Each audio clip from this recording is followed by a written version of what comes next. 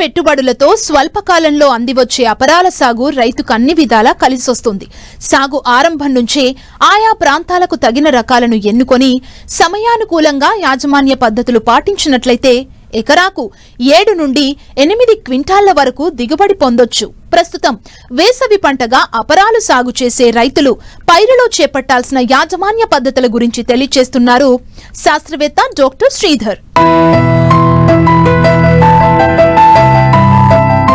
మన దేశం అపరాల ఉత్పత్తిలో ప్రపంచంలోనే మొదటి స్థానంలో ఉన్నప్పటికీ అంతకన్నా ఎక్కువ స్థాయిలో పప్పు ధాన్యాల వినియోగం ఉంది.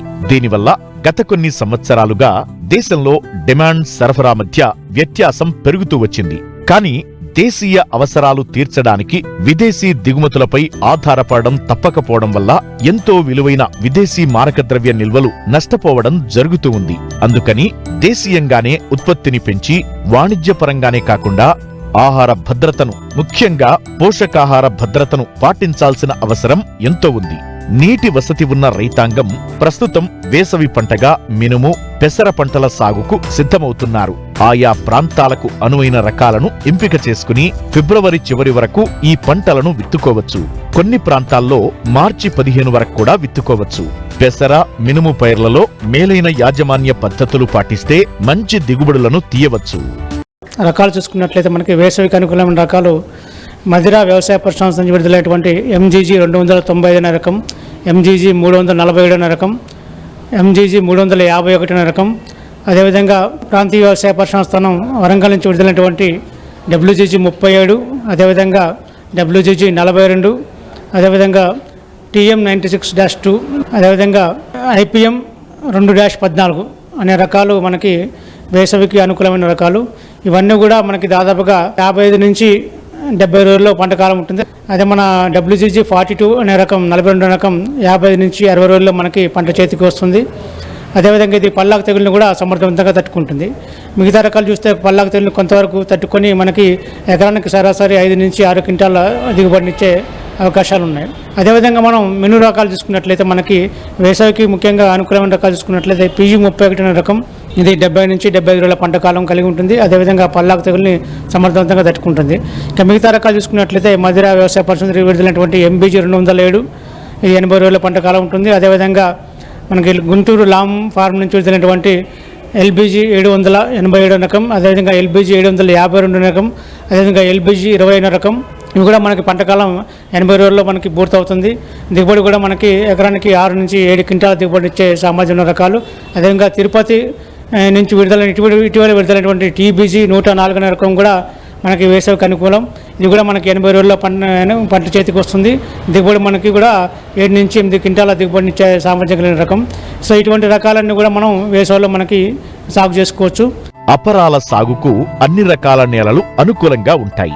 కానీ చౌడు నేలలు, మురుగునీరు నిలిచే భూములు పనికిరావు. వేసవి అపరాల్లో ముఖ్యంగా విత్తన మోతాదు, సాళ్ల మధ్య దూరం జాగ్రత్తగా పాటించాలి. అంతేకాకుండా విత్తన శుద్ధి చేయడం వలన విత్తిన 30 రోజుల వరకు పంటను చీడపీడల బారి నుంచి కాపాడిన వాళ్లమవుతాం. ఈ పెసర, మినుము అనేది అన్ని రకాల నేలకు అనుకూలం. ఎర్ర భూములు కానివ్వండి, నల్ల భూములు కానివ్వండి, అన్ని రకాల అనుకూలం. కాకపోతే మురుగునీరు పోయే సౌకర్యం ఉండాలి. అదేవిధంగా మనకి విత్తన మోతాదు వచ్చేసి మనకి ఎకరానికి పెసరైతే 7 నుంచి 8 కిలోల విత్తనం అవసరం పడుతుంది. అదేవిధంగా మినుము అయితే ఎకరానికి 8 నుంచి 9 కిలోల వరకు, అంటే మనం అది సాలల్లో ఎదబెట్టుకున్నట్లయితే ఈ విత్తనం మోతాదు. అదే మనం చల్లుకున్నట్లయితే మనం దాదాపుగా 10 కిలోల విత్తనం సరిపోతుంది పెసరకి. మినుముకైతే 10 నుంచి 12 కిలోల విత్తనం అవసరం అవుతుంది. జనవరి 15 నుంచి కూడా మేము విత్తుకోవచ్చు. జనవరి 10 నుంచి ఫిబ్రవరి చివరి వరకు విత్తుకుంటే మనకి దిగుబడులు వచ్చే అవకాశం ఉంటుంది. కొన్ని ప్రాంతాల్లో మనం మార్చి 15 వరకు కూడా మనం పెసర మినుమును విత్తుకోవచ్చు. సో మొక్కల సాంద్రత చూసుకున్నట్లయితే మనకి సాలుకు మధ్య 22.5 సెంటీమీటర్లు, అదేవిధంగా మొక్కకు మధ్య 10 సెంటీమీటర్ల దూరంలో వచ్చేటట్లుగా మనం వెతుకోవాలి. అంటే మనకి ఒక చదరపు మీటర్ తీసుకుంటే దాదాపుగా 44 మొక్కలు ఉండేటట్లు చూసుకోవాలి. అపరాల సాగులో అతి ముఖ్యమైనది ఎరువుల యాజమాన్యం. ఎంచుకున్న నేలను ముందుగా 2-3 సార్లు బాగా దున్ని ఆఖరి దుక్కిలో 2 టన్నుల పశువుల ఎరువును వేసుకుని కలియదున్నుకోవాలి. దాంతోపాటు నత్రజని, భాస్వరాన్నిచ్చే ఎరువులను వేసుకోవాలి. ఎరువుల యాజమాన్యం చూసుకున్నట్లయితే మనకి బప్పు జాతికి సంబంధించిన మొక్కలు కాబట్టి వేరు దగ్గర బొడిపలు ఉంటుంది. ఈ బొడిపల ద్వారా గాలిలోని నత్రజని స్థిరీకరించి మనకి నత్రజని వినియోగాన్ని చాలా వరకు తగ్గిస్తుంది. మనకి ఎకరానికి 8 కిలోల నత్రజని ఇచ్చే ఎరువు, అదేవిధంగా 20 కిలోల భాస్వరం ఇచ్చే ఎరువులు సరిపోతుంది. అది కూడా ఆఖరి దుక్కులోనే వేసుకోవాల్సి ఉంటుంది. విత్తన శుద్ధి చూసుకోవాలి. మరి మెయిన్గా మనకి విత్తనం విత్తే ముందు కంపల్సరీగా విత్తన శుద్ధి చేసుకోవాల్సి ఉంటుంది. ఎందుకంటే వేసవి పంట కాబట్టి మనకి రసం పీల్చే పురుగుల బెడద ఎక్కువ ఉంటుంది. తద్వారా మనకి వైరస్ తెగుళ్ళు వచ్చే అవకాశాలు ఎక్కువ ఉంటాయి కాబట్టి విత్తన శుద్ధి చేసుకోవాలి.